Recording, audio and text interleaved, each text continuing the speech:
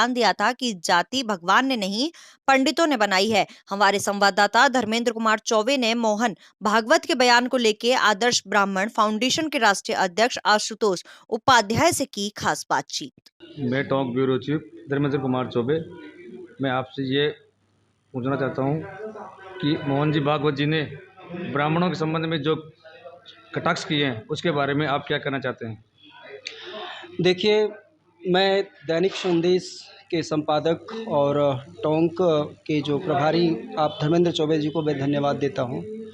ये वर्तमान में एक ऐसा विषय बना हुआ है कि जाति व्यवस्था और वर्ण व्यवस्था में अंतर समझ नहीं पाते। मोहन भागवत का जो बयान है वो कहीं न कहीं अज्ञानता से भरा हुआ है।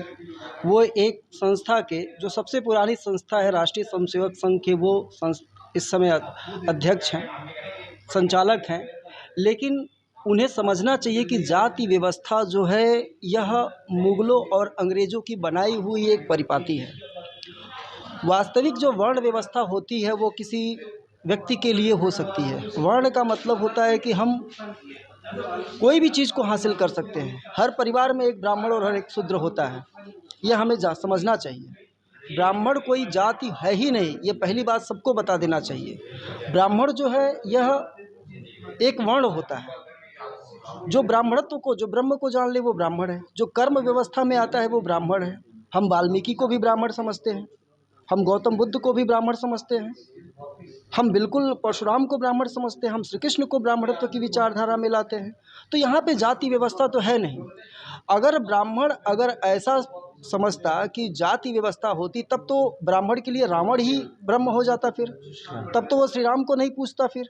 लेकिन श्री राम कोई क्षत्रिय से नहीं है, परशुराम कोई ब्राह्मण से नहीं है, लेकिन ये मनुष्य जीवन के कल्याण के लिए ये देवता और महापुरुष को हमने जो सम्मान दिया है वो जाति व्यवस्था देखकर नहीं किया है, वह वर्ण व्यवस्था देखकर किया है।